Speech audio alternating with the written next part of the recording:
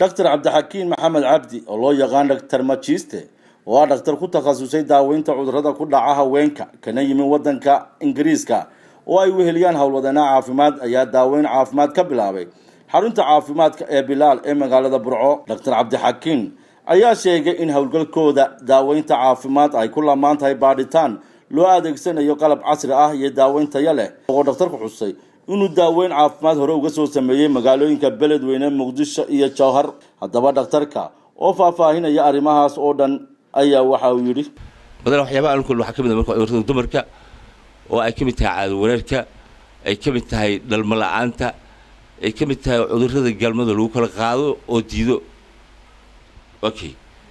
ama sexual transmitted disease ama burooyinka ama infertility ama dhalmo la'aanta oo ragga iyo dumarka intaba aan baarno anagoo keenna qalab casri ah iyo daaweyn casri ah iyo shaqo suuliin wanaagsan leh marka waxaan ku tarjumay ilaa joogo muddo 10 maalmood laakiin marka aan baahida ka jirto magaalada Burco dadkii oo wanaagsan community-ga wanaagsan nabadgelyo ka jirto 100% ah oo it was surprise for me oo aan aad uga helayo aan suugeen wali Afrika meel mid ah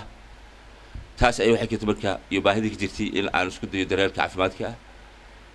xubin kamid ah bulshada inaan noqdo oo si bukaan liito oo aan waxba haysan yaki wax isticmaalay ay soo kamid yihiin oo aan xataa ballan qaadayno ilaah baa wax ballan qaadi karay shaqaalaha meesha joogay iyo aniga dhakhtarka hogaaminayay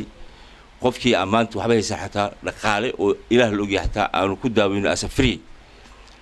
marka waxyaabaha meynka ugu weyn aniga aan sameeyay marka waxay tahay cudurrada dumarka ku dhaco iyo xubnaha taranka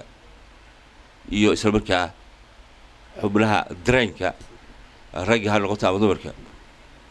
xarunta caafimaad ee Bilaal ayaa waxa markiisa daaweyn caafimaad oo kala duwan ka fuliya kooxo dhaqaatiir oo ka kala yimi dibadaha iyo dalkaba kuwaas oo ay ka faa'iideystaan bulsho aad u badan oo ku dhaqan magaalada Burco. Kaysa Axmed Dagaale, Home Cable TV, Burco.